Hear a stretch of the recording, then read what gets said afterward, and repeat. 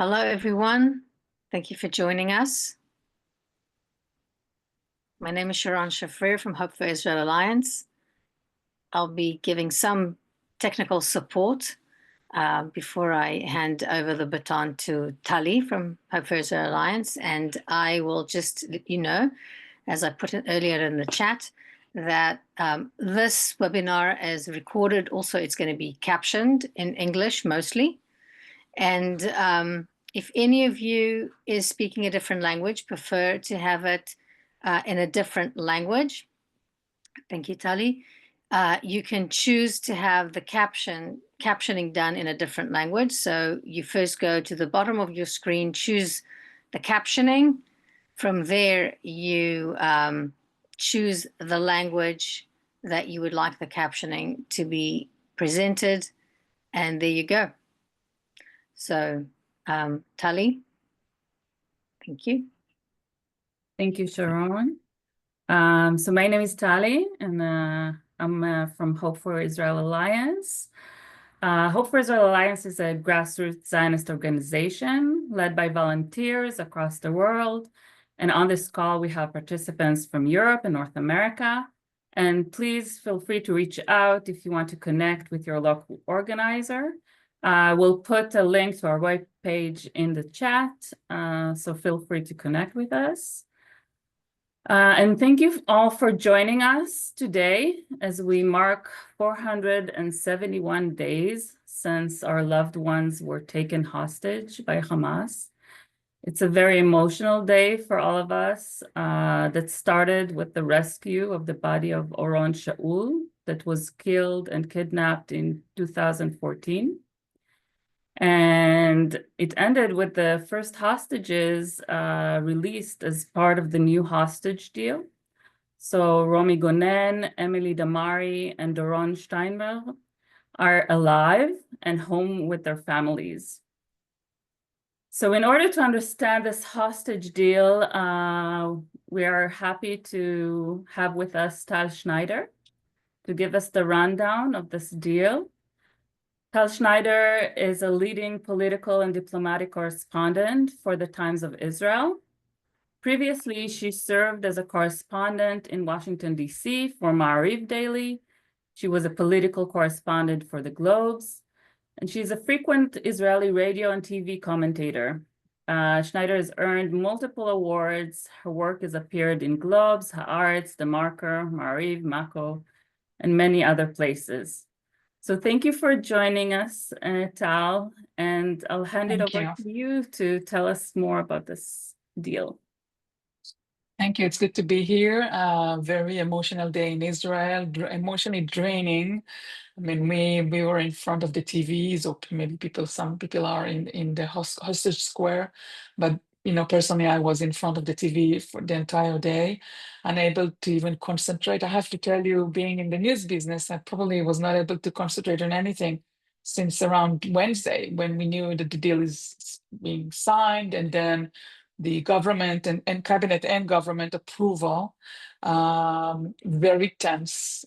If you watch some of the news and you saw the way those three women were out from this center of Gaza somewhere through the crowds, you understand how risky and difficult and how dangerous this is, the process. I mean, really, we've seen it in previous releases of hostages, but with such a lengthy time passed since then, and with the situation in Gaza really unstable, it was really scary to watch the event. And so the three women are out: Doron Steinbrecher, Romy Gonnen, and Emily Damari. They look physically, they look okay. They got out on their legs, moved around, smiling.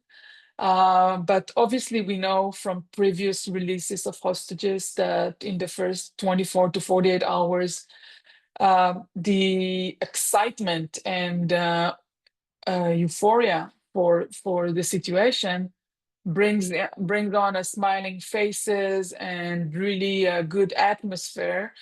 But obviously, a little bit, a little bit later, reality dawned on the people who were held captive for such a long time, and learning from the fact that we learned from hostages that were released more than a year ago after sitting 50 days in captivity. We know that some of their stories and some of their tellings are out only sometimes a year later, sometimes 6 months later. For example, Noah Gamani was released in a rescue operation, a brave rescue operation, back in June of 2024. So she was in captive around 8 months. And this week, more than 8 months after she was released, we heard new stories from her captivity. Suddenly, she told the story of how the two hostages that were held with her together in the same room were killed.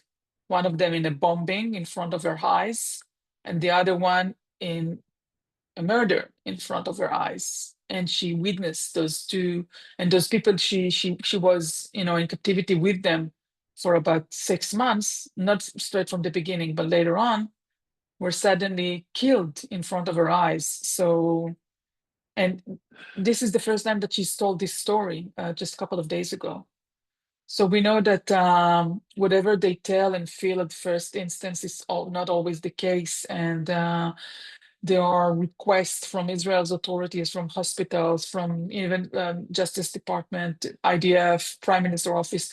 They all go around and say, kindly, kindly keep their privacy. Do not, call the families. Do not ask them too many questions, and let them tell their own story.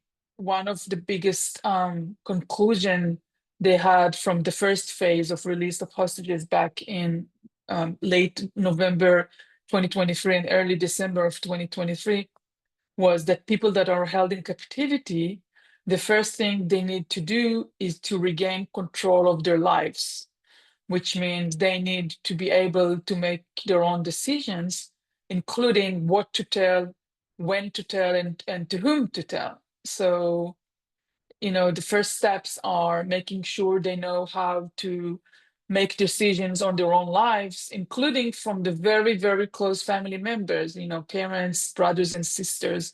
All of them are instructed by the psychologist and on not to push with questions and not to push with information, and let them release it step by step.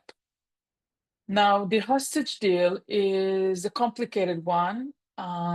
It was signed on Wednesday and voted on Friday morning or Friday afternoon by the Israeli Security Cabinet, and then on Friday, very late at night, by Israel government. And it had the majority of the government, 28 ministers, I think. 8 opposed it. So the factions that oppose the agreement are the Otzma Yehudit, the Jewish power. These are 3 ministers coming from the very extreme right. And they didn't just oppose the agreement, they also stepped out of government. The 3 of them signed resignation letters this morning, Sunday, and the resignation will go into effect on Tuesday, 48 hours later. The most prominent minister is the Minister of Police or Homeland National Security. The 2 others is not important ministries, but replacement of the Homeland, National Security is an important role. It's the head of the police. Ben Gvir was not a good minister, if you may call it that. Failure in any account. So there is a sense of relief here in Israel that he is going to be replaced. The other faction, which is called Religious Zionist, it's more, again, right-wing faction. They said they oppose the deal, but they will remain in government. So you may vote against the deal, but stay in government, and they will stay for the next 42 days until the first phase of the deal is completed. and I mentioned this, this political problems, because the political problems are part of this complicated deal. Can we reach the second phase, or will we stay with the first phase of the deal? The first phase has 33 hostages supposed to be out over a period of 42 days. It means about 3 to 4 hostages every week. And then at the end, at the last batch, they will release probably bodies and the remaining live hostages, which the last batch may be 14 people and coffins altogether. So up until then, we have an approval of this current government and the security cabinet. The problem is that we do not have an approval for the second phase. The second phase has to be negotiated. This is really scary to me, because the negotiation up to today took like 8 months. So when the prime minister left this opening for negotiation of the second phase, it meant that, how long will it take him to negotiate that? Because as we've seen in the past, he is negotiating very, very slowly. And sometimes between, events or situations, he adds in more conditions. And some of those conditions actually, they're like ruining the negotiation itself. So it's a very, delicate and problematic process. Now, the fact that it is done in phases was upon Israel's request. We could have, come forward and say we want everything done together. But Netanyahu did not agree to that, because the reason he did not agree to that is because the final negotiation will have Israel pulling out of the entire Gaza Strip, something that he is unwilling to do according to his statements. Now, the problem when you're going to ask me some questions, the problems for us reporters is that there are so many contradictions between what he says to the public and what is written in the agreements. So, for example, the first phase, Israel, as I said, Israel will get 33 hostages. Israel will release prisoners, some of them convicted in murder, in terrorist acts, and so on. And Israel will start somewhat like a halfway of a pullout from Gaza. The big argument inside Israel was, will it pull out from both corridors, the Philadelphia corridor, which is the southern part between Israel and Egypt, and what we call the Netzarim corridor. This is the corridor in the middle of Gaza Strip, which dissects the Gaza Strip into two, the northern part and the southern part. Some people in Israel, including his right-wing ministers and some people from his own party, do not want to see the military pull out from those areas. So their logic is, yes, we should bring the hostages home. We want to see the hostages, but not in exchange for a military pullout. Some people say, yes, we want to see the hostages, but not in exchange for prisoners, because those prisoners are going to go back into terrorism and kill more Israelis. And this is not just, imagination. It happened in the past. So, Yahya Sinwar, the mastermind of October 7th, was the one who was released from the Israeli jail in 2011 for in exchange for Gilad Shalit. So it's not, imaginary tale. It is a huge problem. So when you negotiate for 33 people, and this deal is done, as we said, but you need to start to negotiate for the other group between, now today, after the release of those three, great women, we're down from 97 to 94. So between the 33 people and the 94 people, about 35 of them announced dead, and then the rest of them are alive. So you do the calculation out there. I cannot do the calculation while talking. But you see, we still have lots of people to release. And the big concern is that when Netanyahu will start the negotiation on the second phase, the second group of ministers will step out of his government and will collapse the government. So if I'm doing like reverse engineering here, Netanyahu doesn't really want to go into that negotiation in order to keep his government intact. He doesn't want the government to collapse, and therefore he may negotiate not in how do you say full-hearted, intentions. He may do like tricks and spins that may cause the entire thing to collapse because he doesn't want his government to collapse. I suppose you understand what I'm saying. Do you want me to continue, or do you want to go into questions? Yeah, I can ask some questions. I guess following up on what you just mentioned. So the fact that Ben Gvir and his party now stepped out of the government, does that leave less effect of the, are they still pulling strings, or is that, is their influence reduced? Okay, so resignation did not go into effect yet. It just happened this morning, and it will go into effect on Tuesday morning. So definitely Ben Gvir still can pull some strings right now. It was a very problematic coalition partner to begin with, and in recent months he voted against the government at all instances, all the time, arguing on so many issues. But then he said, that once he called this deal, harsh deal and insecure deal, and it will ruin the future of the country and so on. So once he leaves the government, Netanyahu still have a majority to do, whatever he wants to do in the Knesset, because when Ben Gvir is leaving the government, he has 6 seats, but one of his, 6 people, Almog Cohen, will probably remain. So only 5 will be out instead of 6. On the other hand, we have one member of the Knesset that left Yesh Atid, the opposition biggest party. His name is Idan Rol, and he will probably align with the Likud. So if you make the calculation with Saar, Gideon Saar, the foreign affairs minister, they still have 64 votes. And I'm counting Almog and Idan in those votes. But, obviously it's not a must, but, thinking that Netanyahu can arrange to align those two, he has 64 votes out of 120.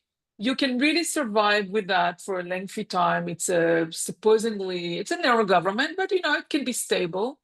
The big question is, what will Smotrich and religious Zionists will do? They have huge problem right now. They have 0 seats in the polling for the future. Currently in this government, they have 6 seats, but 6 or 7, I think 7. But if they will step down as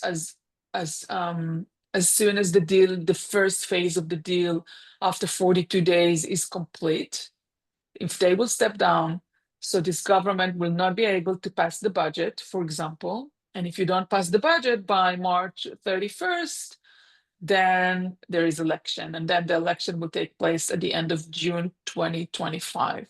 We do not have snap election like in some, countries as Great Britain and other countries are election, or where else, Germany, for example, right now. We have the length of election here is lengthy. It starts with 3 months of a campaign, and then it takes about 2 months or 3 months after voting day to form a government. It's very lengthy. So it's about 6 months during which Ben Gvir is no longer a minister. However, if government collapses, Smotrich may still be an interim minister for the period, in between. Okay. So just going back to the deal itself, I think a lot of us are wondering, we know there were negotiations back in May, and we've heard basically that the deal is mostly the same. So what has changed throughout this time? And who do you believe is the party that really withheld that deal from happening so many months ago? Right. Yeah. So this is a very tricky question, and I'm not sure I have all the answers. And I suppose history will be a better judge of that when time comes. As far as we know right now, the government secretary, Yossi Fuchs, he tweeted a couple of days ago saying January 25 deal is exactly the same deal as May 24. And this is coming from, as I said, the government secretary, Yossi Fuchs. This is not coming from Tal Schneider. It's coming from top advisor to the prime minister. Then he said, what is the difference between then and now? He said, the difference is, and it's on record, he said it on Twitter.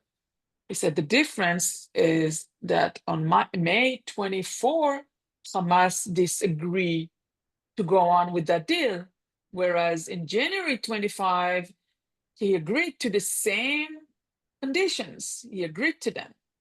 And when you ask yourself what happened in between, you have Hania, the chairman of Hamas, Hania, being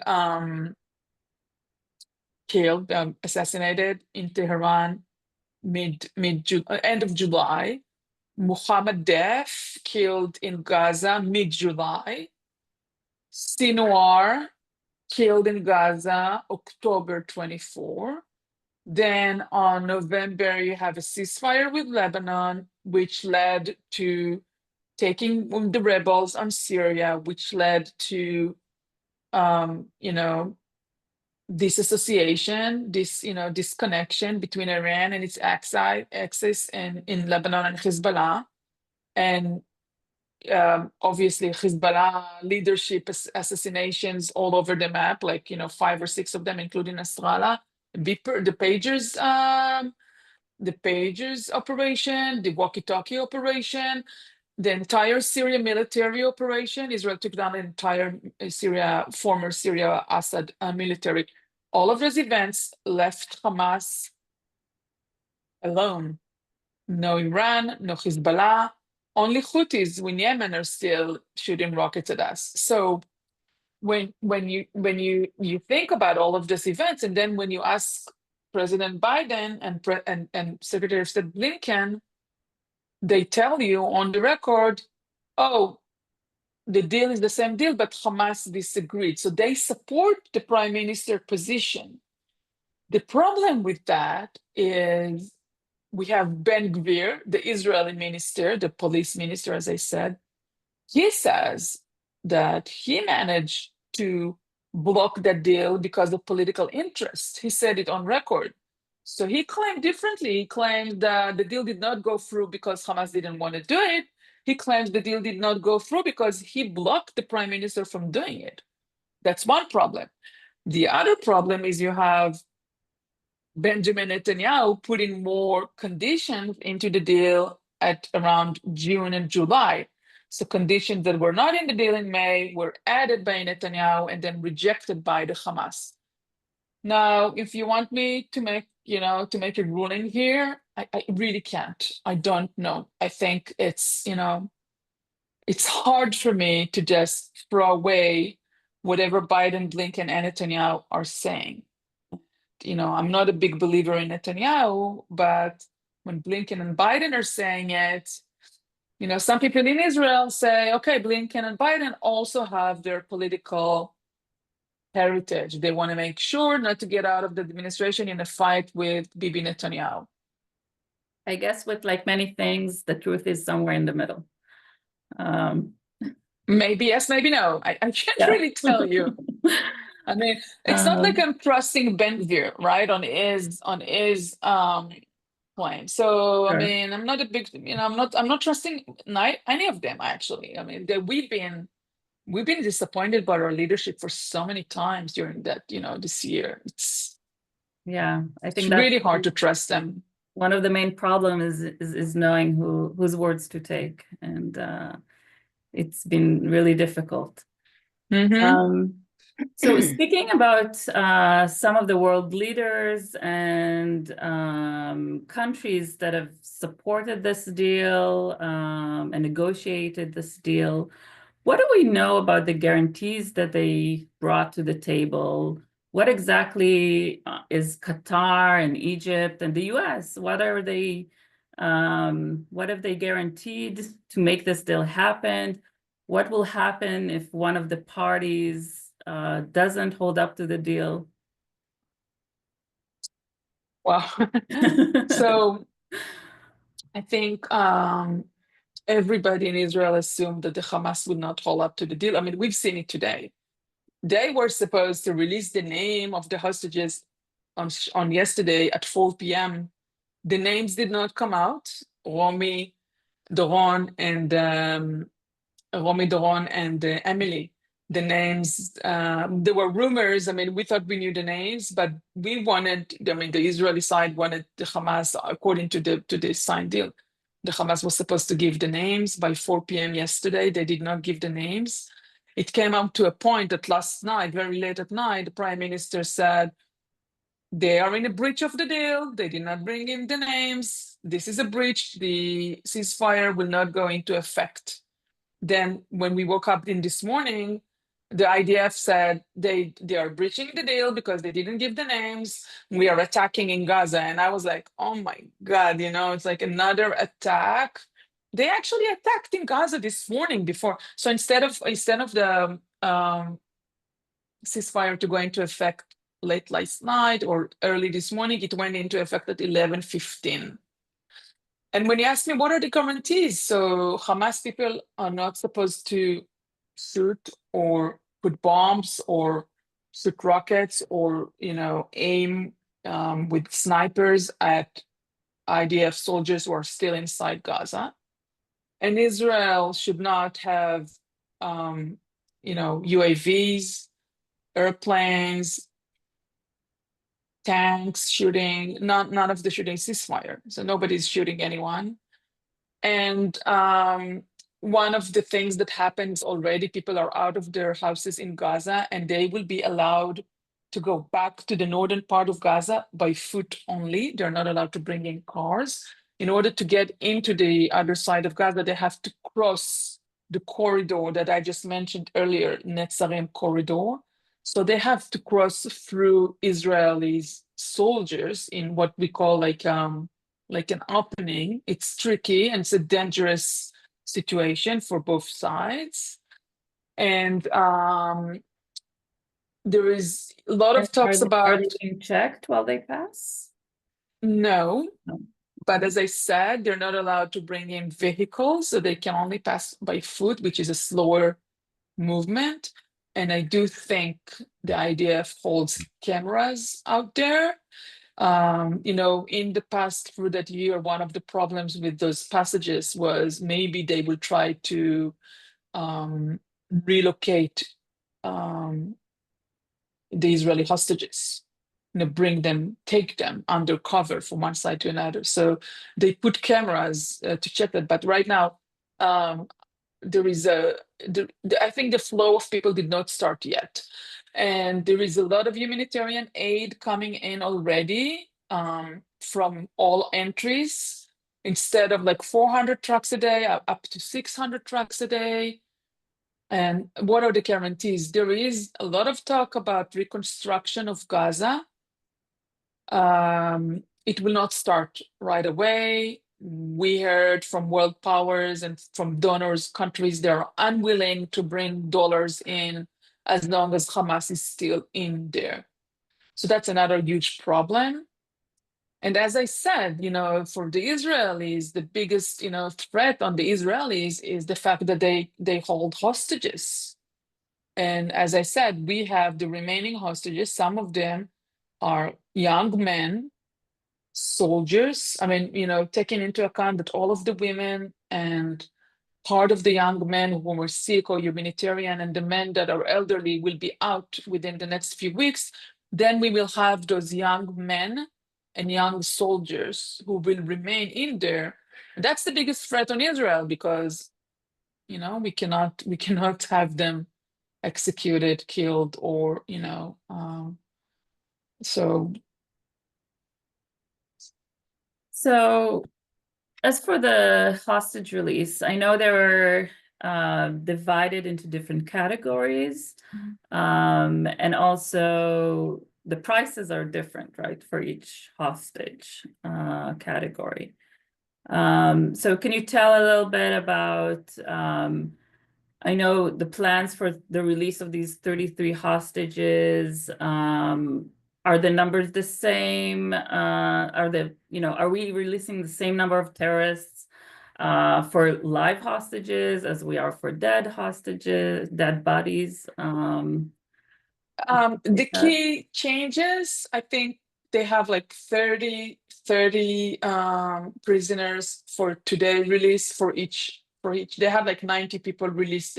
I mean, the process of release will start tonight. They have like 90 people. The first, batch of the people from that coming out from Israel prisons tonight. I think it's a lot of women and underaged detainees. They will go as we proceed. It will get very tough on the Israeli society. I think at the end of the process, we will be up to about 2,000. This is just the first phase, 33. We will get up to 1,900 prisoners. Some of them are, murderers who committed horrendous crimes. We keep hearing every day of those names. A very famous name is Zakaria Zabadi, who was the commander of troops of Jenin back at the time, and he's been released by Israel in the past and re-detained. Some of the people that will be released were released in Gilad Shalit deal back in 2011. Then within the years, they went back into being terrorists and they were detained and they're going to be released for the second time. Zakaria Zabadi is one of them, for example. I think for the soldiers, women, the next group of hostages that will be released next Saturday or Sunday is going to be 4 women, probably Arbel Yahud, who is a civilian, and another woman civilian, and then probably 3 young soldiers at the age of 19. They're all women soldiers. So if I understood correctly, for that portion, it's going to be 50 prisoners for each one of them. So as I said, tonight it's going to be like 90, but next week we're going to see foreigners like around up to 200. And it goes on. I mean, there is, we're expecting the release of elderly, which we don't know their well-being. There's some of the assumptions that the elderly did not survive. I'm saying it with cautious because if you don't have direct information of someone who is dead, he might come out alive. But 2 of the people that are in the list for the following weeks crossed the age of 86. So one of them is going to be 87 next month. The other one is 86. And there is, so it's Oded Lifshitz, which is, his son said that there is no way that he's alive. And there's Mansour, who is going to be 87, is the oldest. And then there is Gadi Moses, who just turned 80. Those 3, it's hard for me to tell you if they're alive or not.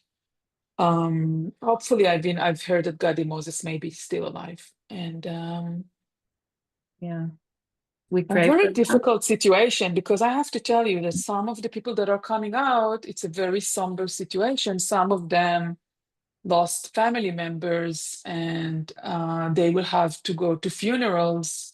And there is this guy, Or Levi, his wife Einav was assassinated in front of his eyes, and they have a 3 years old. I mean, he was 2.5 at the time. The baby is now 4 years old. Hasn't seen his dad since October 7th, lost his mom, doesn't really understand, lives with his grandma. Crazy stuff. I mean, and when Or is out, he will have to visit his wife's grave, reunited with his baby. Really difficult situation. Yeah. Not a happy not a happy, family get together like we've seen tonight. Tonight footage and images were really, really optimistic. But yet again, when they out on the first 24 hours, it's all, very shiny and nice and is smiling. But Romy Gonnen, for example, she's just 24, she was with a really good friend at the Nova Festival, and the friend was murdered in front of her eyes. And then a man came to the rescue and was shot in front of her, and she was wounded in her hand. So she saw, her best friend and then another person who came to the rescue being killed in front of her eyes. Yeah, very difficult situation. Very difficult. We have questions about the released terrorists. Well, first of all, in this phase, where will they be released? Would they be exiled? And if they are going to be exiled, which countries usually I'm absorb doing them? this because it's on TV right now. No, it's not on TV right now. They were already taken from, they're spread in some jails. They were moved earlier today to Ofer facility and Hashikma facility. It's two facilities. It's like a transfer facilities inside Israel. They will be put on buses tonight. If I remember correctly from previous experiences, we have many experiences of releasing prisoners like that in the past. They are put on the bus and they will be driven into Gaza. So even if they were taken, even their hostages originally from the West Bank, they'll all be released into Gaza. Right. The problem here, and this is not my field of expertise because I'm not Arab affairs or Palestinian affairs, so I'm just quoting someone else. The problem here, and I'm quoting from this analyst that I heard today on the TV, I really appreciate, and he said, this is a mistake because if they are released into the West Bank, Israel has really good means to follow them and to make sure they're not back into terror and to detain them if they are back into terror activities. When they are released into Gaza, and some of them may be, I don't know if tonight, but in the continuing phase, they may be released into Turkey or I think Algeria and maybe some other country. If that will happen, Israel will lose control of them. Totally. You don't have way to, Israel, Shabak, the Shin Bet, they don't operate in Turkey. So they do operate in Gaza, but it would be more difficult to put an eye on them. And if they are released in the West Bank, that's what they say. They say it's a mistake on behalf of Israel to do that way. Having said that, I really don't know. It seems to me that sending someone into Gaza, it's a huge punishment these days. It's a punishment to be in the jail also, but Gaza, it's not a fun place to be. It's not a holiday. Right. Are there any is there a balanced number between the terrorists that are released and hostages that are released alive? Is there kind of a counter number? Live hostages versus terrorists, or just a number of hostages, preferably alive, whatever they are released? They agreed to give less for bodies, that's for sure. Mm-hmm. The big problem here is we do not know the whereabouts of all of, obviously we don't know the whereabouts of any of them, but I think the Hamas doesn't know the whereabouts of some of the bodies. And when you look at the 94 people, we are concerned that some of them may not be located ever. And this is something, I cannot tell you because I really don't know, because I think the Hamas doesn't know. But on the other hand, as you mentioned, as you started earlier, they retrieved the body of Oron Shaul this morning, during the weekend, after 10.5 years. They had specific intelligence on where he was held, and they managed to get, and his mother was on the TV earlier. She said she's shocked. She said she thought she'd never get to that day when and there's going to be a military funeral for him tomorrow. So, I mean, but with the massacre, with the events on October 7th, we do think that many of the people got lost. You can imagine that they murdered them and threw them away somewhere. And, I mean, I mean, we all know, we have videos of the Hamas collecting bodies from Israel. So not just kidnapping live people, they also kidnapped bodies. We definitely, we've seen an UNRWA member kidnapping Jonathan Semerano. We know that for sure. We know that's Jonathan. We know that's an UNRWA worker. The video is clear. So did he take him to where? Can his parents get him back and do a funeral? His parents know for sure that he's dead because it's on a video. Everybody's seen it. But where is he? So just going back to the deal structure, do we know anything about? Can I just go a Yeah, little bit to that issue? Because sometimes people from out of the country do not really understand what's the reason for this suffering and the desperate situation here for that year. I will just explain to you shortly. Some of the soldiers that were, killed in battle and then kidnapped. So, for example, we have a distant family member, not a close family member, someone, I didn't know him before the war. It's a young person who was a soldier. He's like a nephew of a far relative of mine, and his name was Tomer, and he was killed with Hamami, with the colonel, and his body was taken, and the military managed to get intelligence saying that he's not alive anymore and he's not kidnapped as a person, that he's dead. They came up to the parents back in around end of November 23, and they told, knock on the door, and they told the parents, your son was killed in battle. They took his body. We suggest that you will conduct a funeral even if you don't have a body, and you will sit Shiva. And according to the Jewish halacha, you can do that. They bury something, I don't know what they did. They bury, they put something in the grave. They conducted the entire ceremony, and they sat Shiva, and they made all of the eulogies and everything. Then around May 23 or June 24, I'm sorry, his body was retrieved. And the family already sat Shiva. They already did all of the eulogies and the ceremonies and everything. And then 6 months later, another knock on the door. They came up to them and said, we retrieved his body. And the family did, what do we do? They asked the rabbi, what do we do? Do we sit Shiva again? Do we do another funeral? Do we do eulogies again, all over again? Do we bring all of the people? It's like crazy stuff. And my husband, he went to the first funeral and the first Shiva, and then he decided he will go again to the second.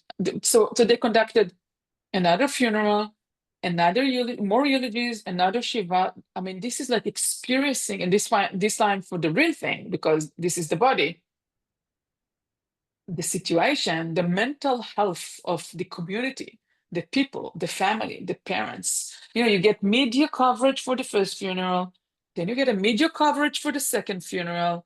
And this is not just the only case. We had events like that through that year in dozens occasions. And we're going to have it again in the coming weeks, because some of the people that going to get, brought back by the Hamas in coffins, their family already held their funerals and sat Shiva. So some of the families said, we're not doing a funeral, but we are doing a Shiva. And some of the families said, we're not doing Shiva, but we're doing a funeral. And now they're doing it all over again. It's just, a mix of a never-ending story, a mix of emotions. So this country is like, it's like a roller coaster. It doesn't end. So, I mean, this is something that I tell, when I'm talking to people in the United States. I'm trying to explain to them, how the atmosphere here. It's grief, you know. And today was a good day. Yeah, today was a good day, but I think we all understand that the real healing will start when everybody's back home. Yeah, But we do understand that not all of them are going to be back. We will have missing in action for years, I suppose. Yeah. Very difficult reality that we live in. Yeah. Do we have any idea what, how the governance in Gaza will look like after this deal? Will Hamas stay in power? Are we staying or are we living the Philadelphia corridor? First we're going to have a new president tomorrow. So I suppose there will be new ideas and new approach to some of those things. Up until now, our prime minister refused completely to make any sort of plans for the day after for the governance of Gaza. Obviously, you cannot make plans for the other people, but as long as you don't make plans, you are absolutely giving the Hamas more power. This is what happened before the war, and this is what is taking place right now. And we saw it today, throughout the day, how the Hamas is still in power with guns, with people, with influence. They're taking all of the humanitarian aid and selling it in the black market. The humanitarian aid that's flowing in doesn't go to the hungry people. The people in the tents don't get it. The Hamas is controlling it and selling it in high prices. So what you do right now is actually making sure the Hamas stays in power. This goes right against the goal of this war, to make sure the Hamas is out of power. But as long as you don't make any plans, you are just enforcing them. And so the big question is what Trump will do, because Biden and Blinken were begging Netanyahu, I think, from October 10th.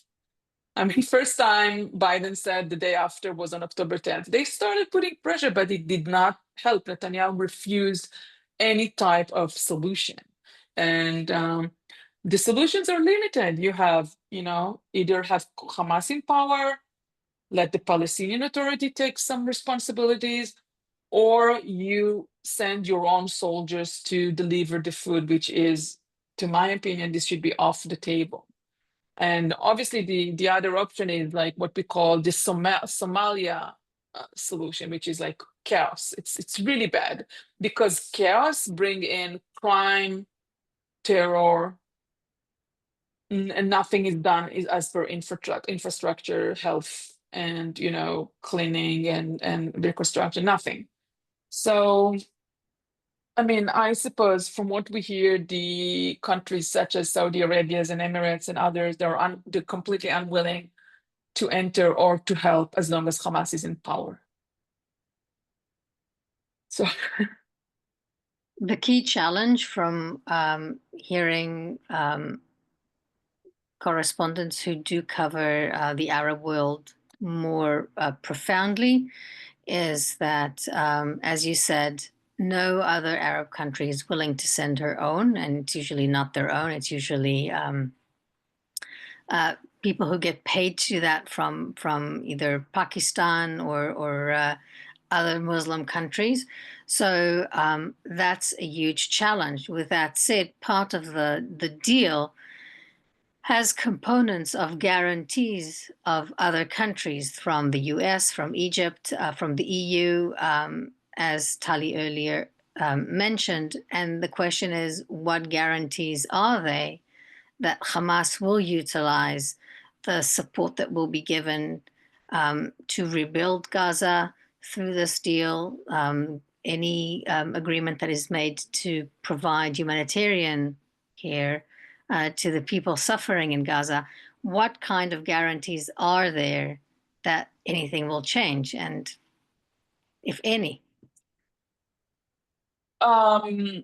well, as long as if they will still have violent presence and violent threats on Israel, nothing will change. I mean, if we will see building of tunnels, if we will see smuggling of cement and other effects in order to build any kind of infrastructure that, you know, for rockets, if we will see those munition being thrown over the fence towards Israel. For Israel, the main aspect is security. They can do whatever they want inside Gaza, but if we see any type of, and this is, you know, when you ask how Israel has changed, if the Israelis will see any type of a breach on the premises of threatening or aiming Israel, I think as Trump said, hell will break loose, because it's what happened on October 7th cannot happen again. So I suppose that Israel will do, you know, no one will enter for reconstruction if there is a slight direction of building rockets or tunnels or any type of machinery that can be used against Israelis. The little thing will bring about havoc. Difficult task, really. Yeah.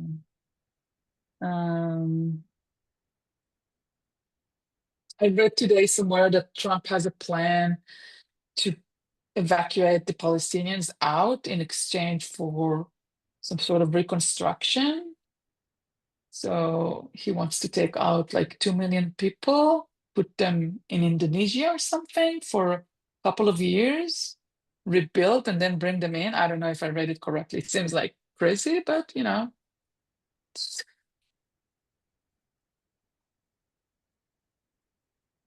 So just I think we're thinking about you know, all those hostages who are going to be released now, and you know, one of the parameters that was introduced is we want the living ones first.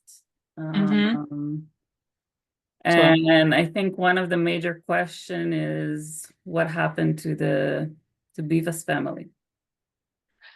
Well, you know, I think under the agreement, Hamas is supposed to give Israel a list of who is deceased and who is alive in the first 33 people. The list should be in Israel hands by Saturday, 6 days from now, in a week. So we might know within a couple of days what is the situation. I actually been to Nir Oz. I went to Nir Oz on Friday, the day before yesterday, and I was at the Bibas home, and I saw the house with the unbelievable mess. The house remained exactly the same as in October 7th. It's untouched. The entire mess is there. It's really tough to see that. By the way, the entire kibbutz is in a huge mess and is untouched. So this kibbutz is just nothing is changed. They did not do a project of reconstruction yet because they had so many people who are in Gaza and they cannot make decisions for them. And so many people murdered in that kibbutz. So I don't know what to tell you. We need to wait until Saturday to know.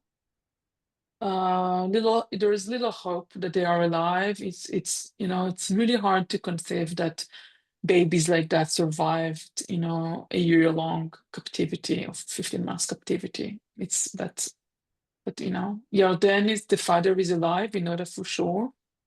If they're not alive, he will have to get out and go to 3 funerals. and it's devastating. Also, Shiri parents, both parents of Shiri, the mother, both parents were murdered.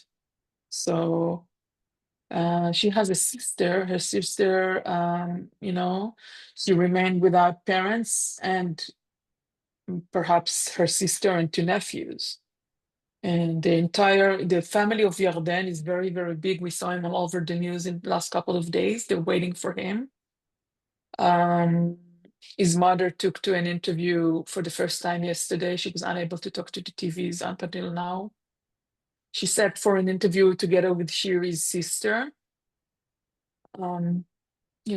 Let's hope maybe there is a I don't know what to tell you. It's not that I have the intel. It's not that I have the intel. No, I think we all need to be patient and wait to hear some more news coming out as this deal moves forward. And I know everybody has lots more questions, but we've been talking now for an hour, so I think we need to wrap up.